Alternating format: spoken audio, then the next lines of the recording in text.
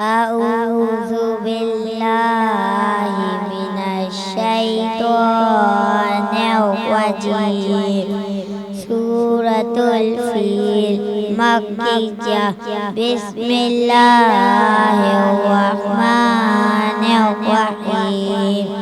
ألم تر كيف فعل ربك بأصحاب الفيل؟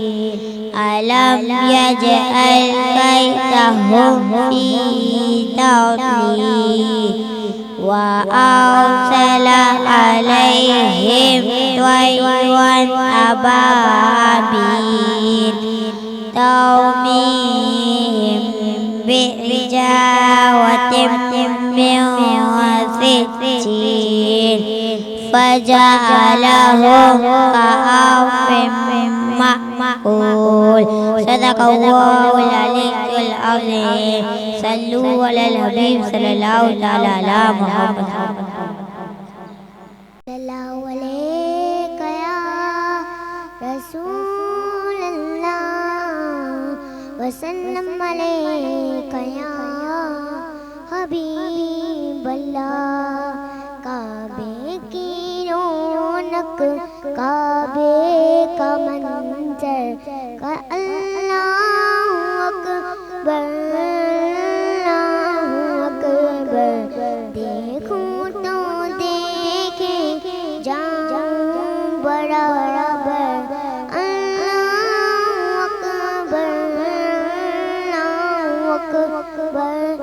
حیرت سے خود کو کبھی دیکھتا ہوں اور دیکھتا ہوں کبھی میں حرم کو اور دیکھتا ہوں کبھی میں حرم کو. لایا کہاں مجھ کو میرا مقدر لایا کہاں مجھ کو میرا مقدر. اللہ اکبر اللہ اکبر. حمد خدا سے تر ہے زبانیں کانوں میں رسے بولتی ہے اذانیں کانوں میں رسے بولتی ہے اذانیں. بس ایک صدا رہی ہے برابر بس ایک صدا رہی ہے برابر. اللہ اکبر اللہ اکبر.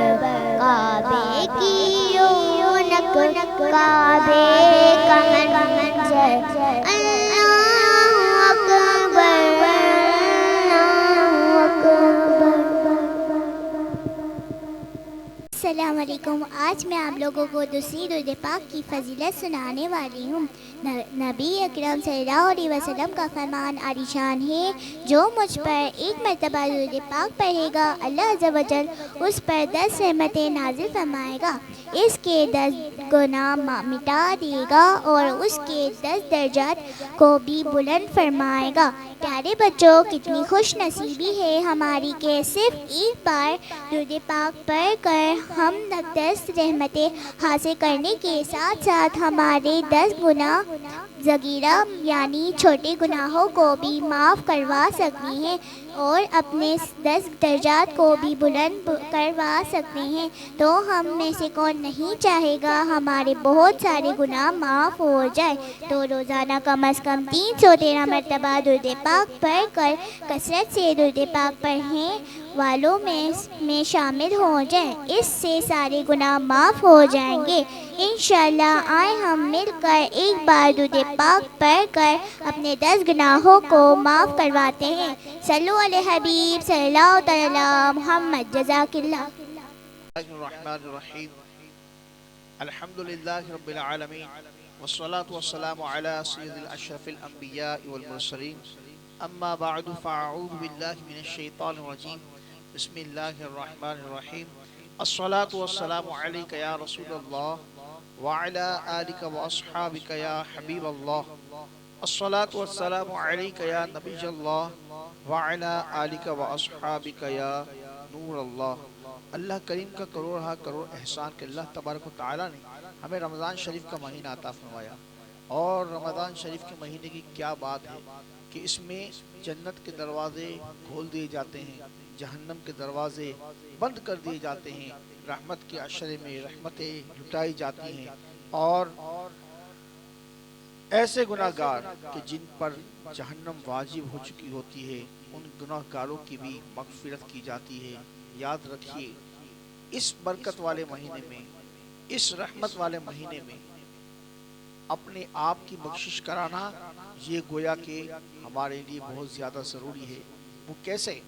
آئیے میں آپ کو حدیث پاک سناتا ہوں۔ نبی پاک صلی اللہ تعالی علیہ وسلم کی بارگاہ میں ایک مرتبہ جبریل امین حاضر ہوئے اور عرض کی، یا رسول اللہ صلی اللہ تعالی علیہ وسلم، تین دعائیں حضرت جبریل امین نے پیش کی اور آقا علیہ الصلوۃ والسلام نے اس پر آمین کی مہر لگائی۔ یہ ایک روایت کے مطابق۔ دوسری روایت میں آقا علیہ الصلوۃ والسلام نے فرمایا کہ تین شخص ایسے ہیں کہ جو شقی ہیں یعنی بدبخت ہیں، اور وہی تین باتیں جو ہیں اس میں بھی۔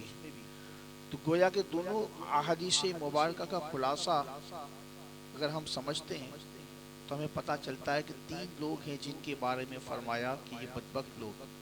دوسری روایت میں کیا آیا کہ جبریل امین حاضر ہوئے، عرض کی، یا رسول اللہ صلی اللہ علیہ وسلم، اس شخص کی ناک خاک آلود ہو جائے کہ جس کے سامنے آپ کا ذکر ہوا اور وہ آپ پر درود پاک نہ پڑے۔ نبی پاک صلی اللہ تعالی علیہ وسلم رحمت للعالمین آقا علیہ الصلوۃ والسلام نے اس پر آمین کی مہر لگائی۔ دوسری کیا دعا کی کہ جو کوئی شخص اپنے ماں باپ کو یا ماں باپ میں سے کسی ایک کو بڑھاپے میں آئے، یعنی اس کو بڑھاپے میں پائے اور ان کی خدمت کر کے جنت کو حاصل نہ کر لے تو اس کی ناک بھی خاک آلود ہو۔ نبی پاک صلی اللہ تعالی علیہ وسلم نے آمین کی مہر لگائی۔ تیسرا شخص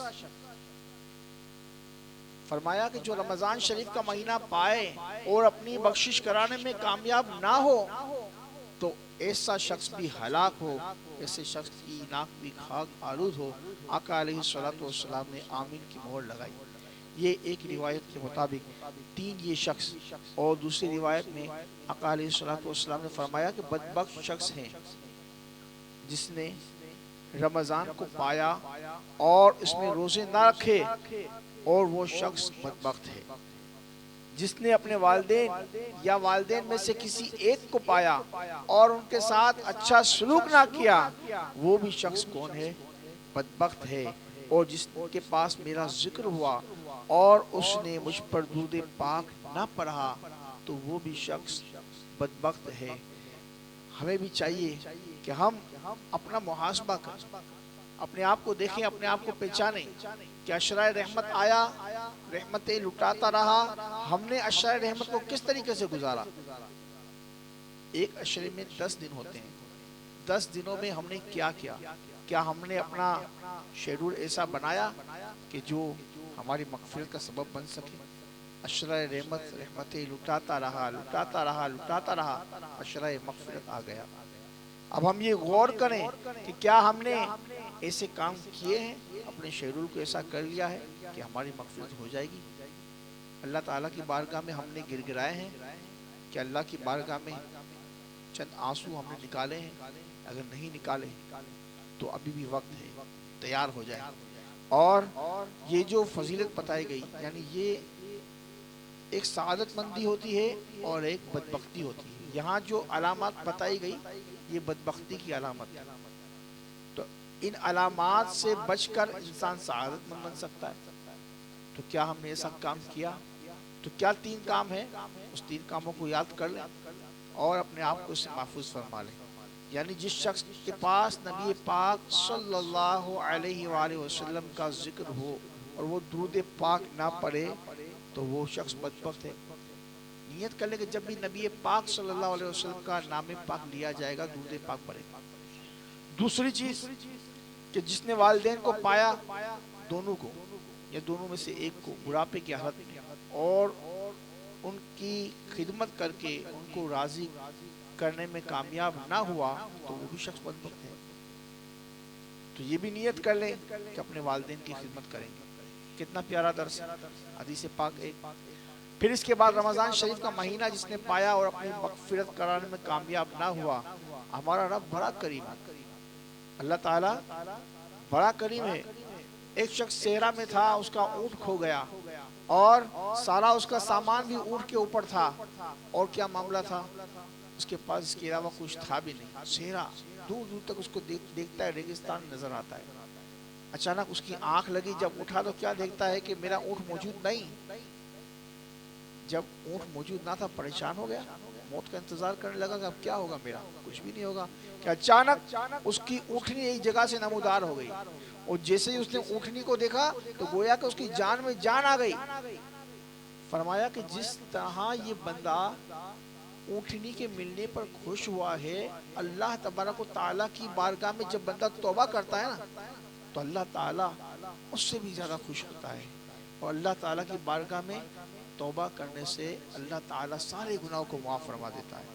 فرمایا توبہ کرنے والا ایسا ہے کہ جیسا ابھی کے ابھی اپنی ماں کے پیٹ سے جنا گیا ہے۔ کیا پیارے فضیلت ہے۔ تو یہ ساری سعادت مندوں کی باتیں اللہ کریم رمضان شریف کو ہم سے راضی فرمائے۔ آئیے میں آپ کو نبی پاک صلی اللہ تعالیٰ علیہ وسلم کی بارگاہ سے سعادت مند کسے کہتے ہیں اور بدبخت کسے کہتے ہیں۔ حضور کے پیارے صحابی حضرت عبداللہ بن مسعود رضی اللہ تعالیٰ عنہ فرماتے ہیں کہ ہم بیٹھے ہوئے تھے، آقا علیہ الصلوۃ والسلام کے پاس ایک اعرابی سوار ہو کر آیا اور بڑا ہانپتا ہوا۔ جب وہ یہاں پر پہنچا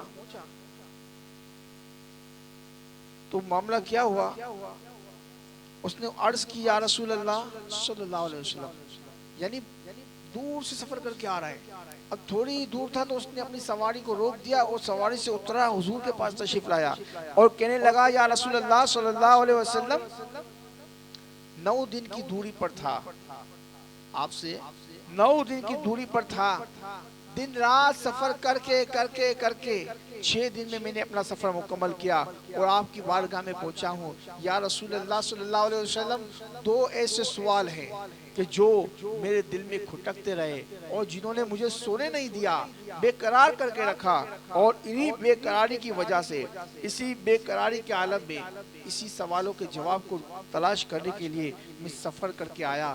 9 دن کا سفر 6 دن میں نے طے کیا، آپ کی بارگاہ میں آیا ہوں۔ حضور علیہ الصلوۃ والسلام غریبوں کے غم گسار، صحابہ سے، اپنی امت سے، مومنین سے بڑا محبت فرمانے والے آقا علیہ الصلوۃ والسلام نے اس خوش نصیب سے پوچھا اے مسافر تیرا نام کیا ہے؟ کیا پوچھا؟ جب آقا نام پوچھ لو کیا بات ہے، اے مسافر تیرا نام کیا ہے؟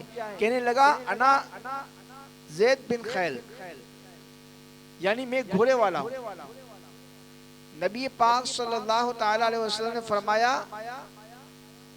بل انت زید خیر، اس نے نام کیا بتایا؟ انا زید بن خیل، لام کے ساتھ۔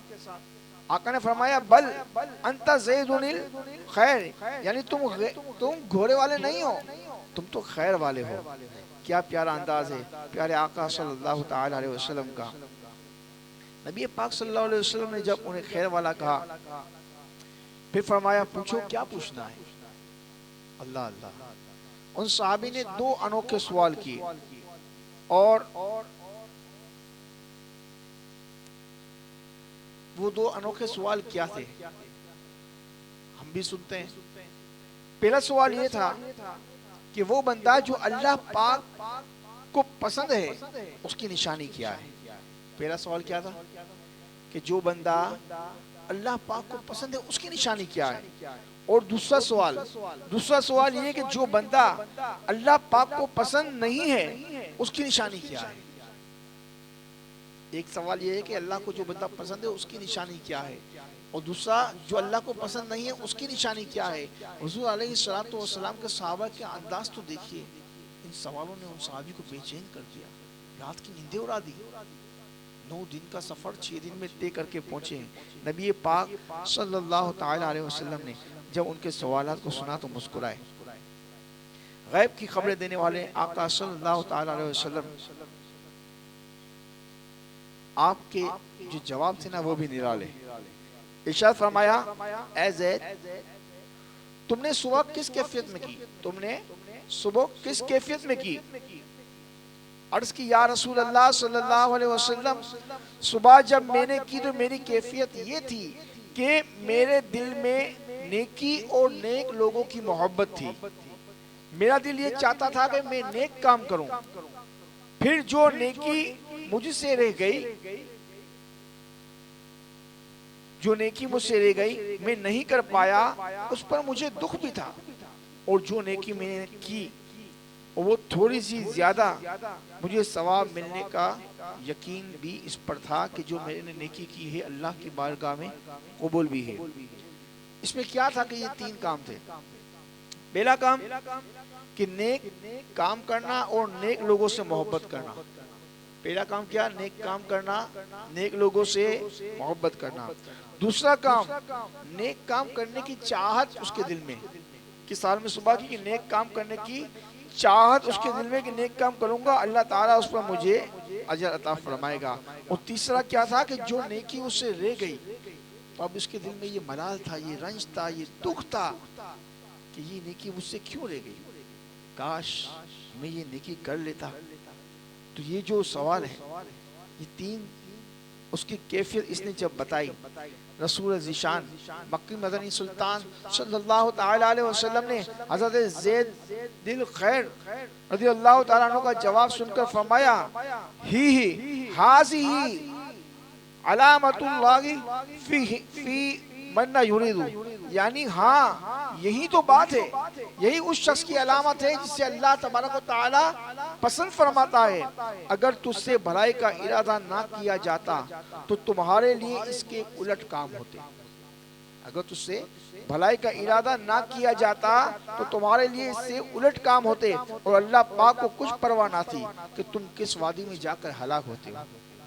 اللہ تعالیٰ نے جو 3 کام تجھے کرنے کی توفیق دی نا، تو یہ اس بات کی نشانی ہے کہ اللہ تعالیٰ تجھ سے راضی ہے، اللہ تعالیٰ تجھے پسند کرتا ہے، اللہ تعالیٰ کو تو پسند ہے، یہ اس کی نشانی ہے۔ اور اگر یہ 3 کام تیرے اندر نہ ہوتے تو یہ اس کا الٹ ہو جاتا، یعنی اللہ تعالیٰ تجھے پسند نہ فرماتا تو کبھی بھی تجھے نیکی کی توفیق نہ دیتا، نیک لوگوں سے محبت کرنے کی توفیق نہ دیتا۔ کیا کیا اس نے؟ نیکی سے محبت کی، نیک لوگوں سے محبت کی، پھر نیک کام کو پسند کیا اور اجر کی امید رکھی، اور پھر جو نیک کام رہ گئے تو اس پر دکھی ہوا۔ اگر کوئی بندہ اللہ کو پسند نہیں ہوگا تو اللہ تعالیٰ اسے نیکی کی توفیق بھی نہیں دیتا، اسے یہ خیال بھی نہیں آتا کہ یہ نیکی مجھ سے رہ گئی۔ نیک لوگوں کے پاس جانا اسے پسند بھی نہیں آتا، اور اسے دکھ بھی نہیں ہوتا کہ میں گناہ کیوں کر رہا ہوں۔ ان چیزوں سے وہ بالکل دور ہو جاتا ہے۔ تو گویا کہ تیسری بات بھی معلوم ہو گئی کہ گناہوں کی محبت کو اپنے دل سے نکالنا ہوگا، نیکیوں کی محبت کو داخل کرنا ہوگا۔ سبحان اللہ، یہ ساری باتیں ہمیں ایک حدیث پاک میں ملی، اور صحابہ کرام کا جذبہ بھی ہم نے دیکھا کہ کتنی محبت ہے۔ اب ذرا صحابہ کرام کے جذبے کو ایک طرف دیکھتے ہیں، دوسری طرف ہم اپنا موازنہ کرتے ہیں کہ ہم کہاں پر کھڑے ہیں اور ہمارا معاملہ کیا ہے۔ کیا ہماری بھی کیفیت یہی ہے؟ ہم نیک کاموں سے محبت کر رہے ہیں، نیک لوگوں سے محبت کر رہے ہیں؟ کیا ہم نیک لوگوں سے محبت کر رہے ہیں؟ امام مسجد سے محبت کر رہے ہیں؟ اپنے اساتذہ کرام سے محبت کر رہے ہیں؟ اپنے والدین سے محبت کر رہے ہیں؟ اللہ والوں سے، اولیاء کرام سے محبت کر رہے ہیں؟ ان کی صحبت اختیار کرنے کی کوشش کرتے ہیں یا نہیں کرتے؟ اگر نہیں کرتے تو لمحہ فکریہ ہے۔ اور اسی طریقے سے اللہ تبارک و تعالی جب نیکی کی توفیق ہمیں عطا کرتا ہے تو کیا ہم اس سے اللہ کی طرف سے ملنے والے ثواب کی امید رکھتے ہیں، یا اس کی چرچا کر کے، اس کو بتا بتا کے لوگوں کو ظاہر کر کے ریا کر کے اپنے عمل کو ضائع کر دیتے ہیں. تو یہ بات بھی ہمارے لیے قابل غور ہے. تیسری چیز کہ اگر کوئی چیز ہم سے رہ گئی، کوئی نیکی ہم سے رہ گئی، تو کیا ہمیں دکھ ہوتا ہے یا نہیں ہوتا؟ اگر نہیں ہوتا تو یہ تو بدبختوں کی نشانی ہے، یہ سعادت مند کی نشانی نہیں ہے.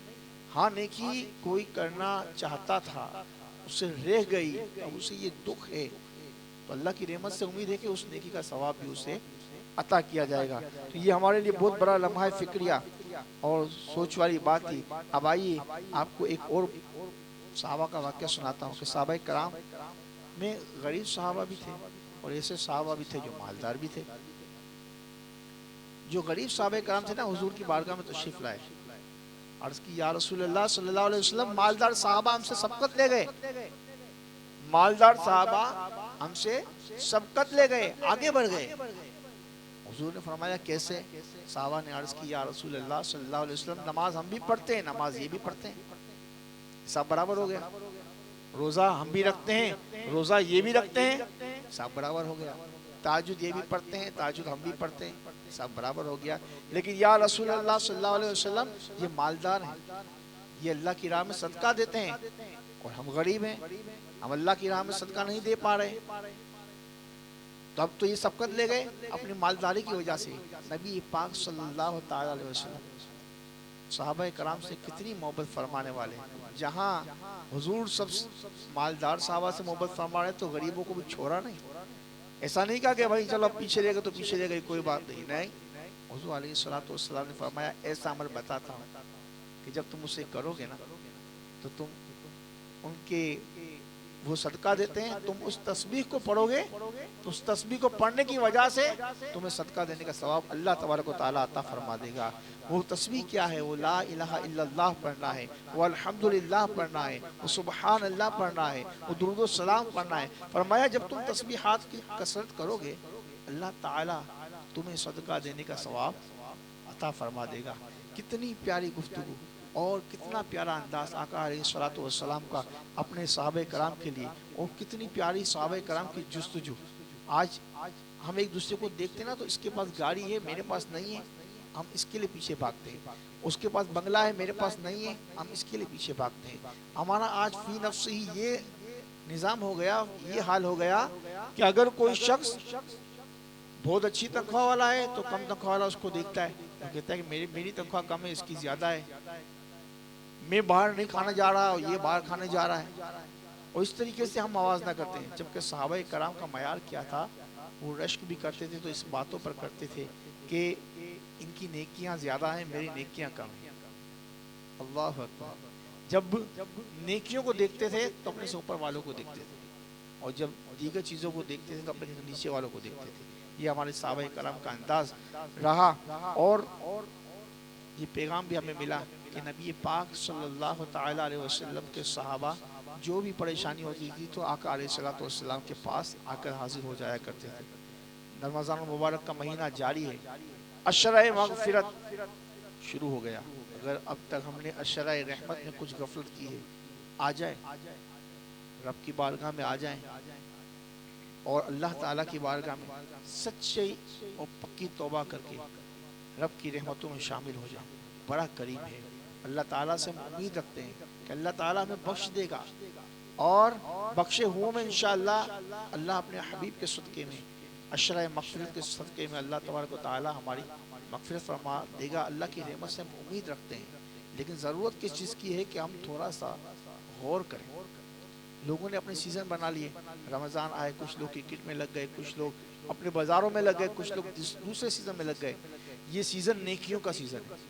آ جائیں اس سیزن میں، نبی پاک صلی اللہ تعالیٰ علیہ وسلم کے غلاموں کے ساتھ آئیں اور علم دین حاصل کرنے میں لگ جائیں. 2 سے 3 چیزیں چاہیے ہوتی ہیں. اللہ تعالیٰ اپنے بندوں سے بڑا پیار فرماتا ہے. ایک چیز کیا ہے کہ جو گناہ ہوئے ہیں نا، ان گناہوں کو یاد کرے، اس کا چرچا نہیں کرے، اس کا اظہار نہیں کرے کہ گناہ کا اظہار بھی گناہ ہے. اس گناہ کو یاد کرے اکیلے میں ہوں، میرا رب ہے. اب اللہ کی بارگاہ میں دعا کر کے اللہ تو میرے گناہوں کو جانتا ہے، جو مجھ سے گناہ ہوئے مولا تو ان گناہوں سے درگزر فرما. مجھے معاف فرما. پھر دوسری چیز کیا کہ نیت کر لے کہ اب دوبارہ وہ گناہ نہیں ہوگا, دوبارہ وہ گناہ نہیں ہوگا. گناہ کو چھوڑ بھی دیا, گناہوں سے ندامت بھی کر لی, اللہ کی بارگاہ میں حاضر ہو گیا, اللہ تبارک و تعالیٰ اس سے گناہوں سے پاک اور صاف کر دیتا ہے. عشرہ مغفرت ہے, مغفرت کی راتوں میں اللہ تبارک و تعالیٰ سے مغفرت طلب کریں.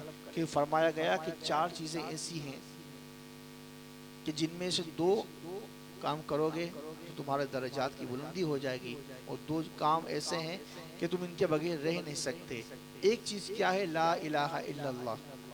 لا الہ الا اللہ کہنے سے انسان کے درجات بلند ہوتے ہیں.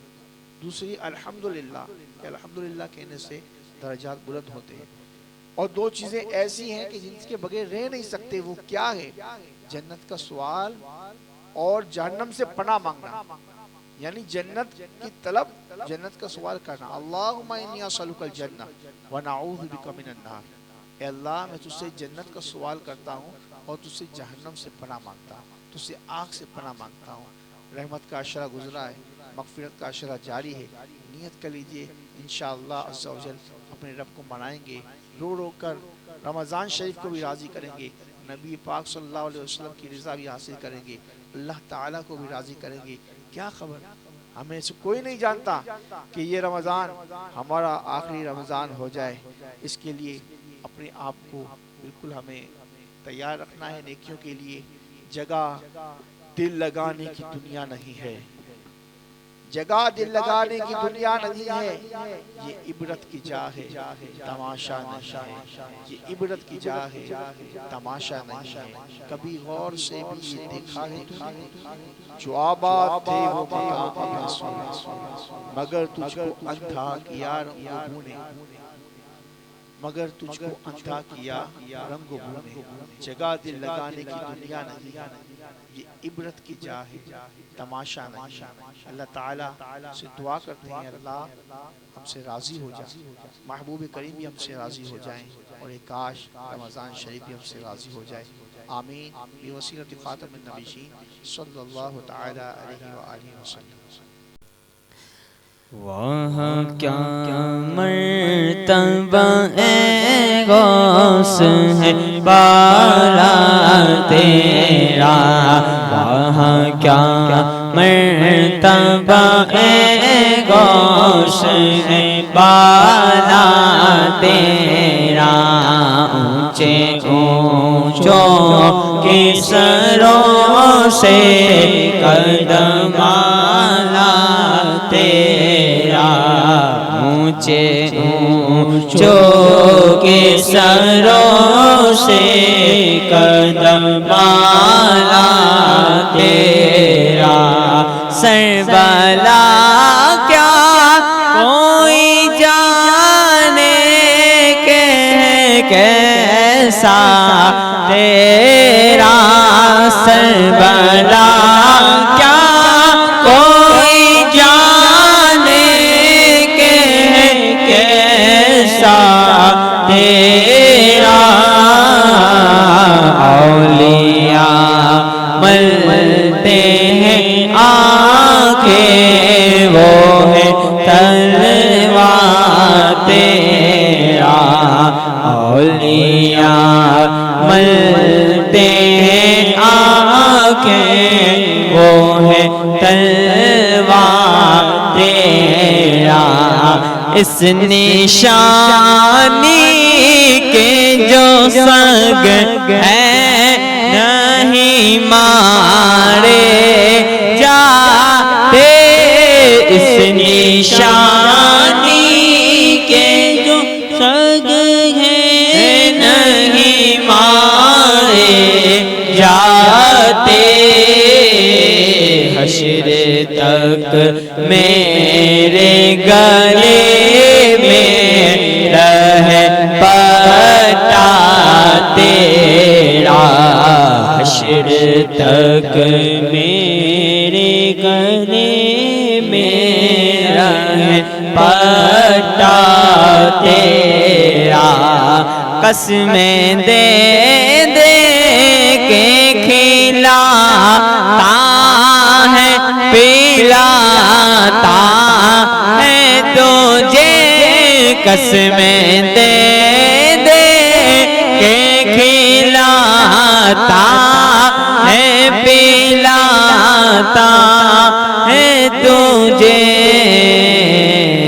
پیارا اللہ تیرا چاہنے والا تیرا پیارا اللہ تیرا چاہنے والا تیرا فکر آقا میں رضا اور بھی ایک نظم رفیع فکر آقا میں رضا اور بھی ایک نظم رفیع چل لکھا سنا خانوں میں چہرہ تیرا چل لکھا سنا خانوں میں چہرہ تیرا وہاں کیا مرتبہ غوث ہے بالا تیرا اونچے اونچوں کی سروں سے قدم لا تیرا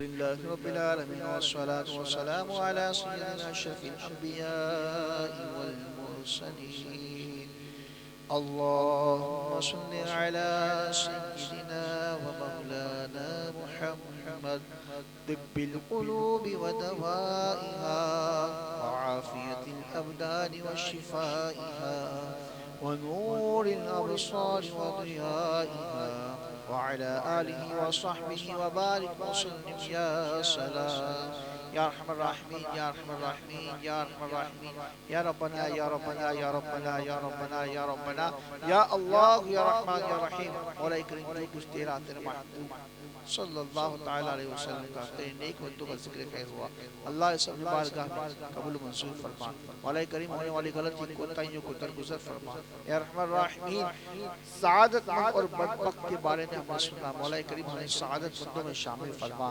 اللہ عشرہ مغفرت جاری ہو گیا یا رحمن الرحمین رحمت کا عشاء گزرا یا رحمن الرحمین عشرہ رحمت آیا رحمتیں لٹاتا رہا مولا کریم ہمیں نہیں پتا کہ جو لوگ بخشے گئے اس میں ہمارا نام شامل ہے یا نہیں اللہ عشرہ مغفرت جاری ہے مقدس ایام جاری ہے یا رحمن الرحمین عشرہ مغفرت کا واسطہ اللہ ہماری بے حساب مغفرت فرما ہمارے والدین کی مغفرت فرما ہمارے اساتذہ کرام کی مغفرت فرما ہمارے پیر و مرشد کی مغفرت فرما یا رحمن الرحمین آقا علیہ السلام کی امت جو ایمان کے ساتھ دنیا سے رخصت سے تمام کی مغفرت فرما یا رحمن الرحمین مولا کریم جو لوگ اس پروگرام میں شامل ہوتے ہیں مولا جنہوں نے اس کو سجانے میں دہ میں درہ میں سخن ساریہ مولا کریم تمام دین و دنیا کی بھلائی عطا فرما اے اللہ سچی توبہ کی نصیب فرما اے رحمن الرحمن توبہ پر استقامت عطا فرما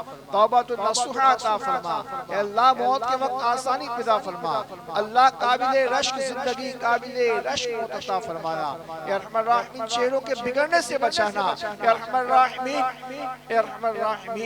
مولا کریم رحمتوں کی بارش نازل فرما اے رحمن الرحمن ہم تجھ سے جنت کا سوال کرتے ہیں اللہم انی اسألک الجنہ ونعوذ بک من النار اللہ جہنم سے پناہ طلب کرتے ہیں مولا کریم آقا علیہ السلام کے پیارے پیارے صحابہ جن کا ذکر ہوا کہ اللہ صحابہ کرام کے جذبے کا واسطہ، نیکیوں میں آگے بڑھنے کے جذبے کا واسطہ۔ اے اللہ ہماری سستیوں اور کاہلیوں کو دور فرما۔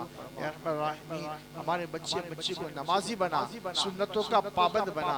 اے ارحم الراحمین حضور علیہ السلام کی نگاہ خاص سے ہمیں حصہ عطا فرما۔ امیر اہل سنت تمام علماء مشائخ اہل سنت کا سایہ ہمارے سروں پر دائم قائم و دائم فرما۔ کہتے رہتے ہیں دعا کے واسطے بندے تیرے، کر دے پوری آرزو ہر بے کس و مجبور کی۔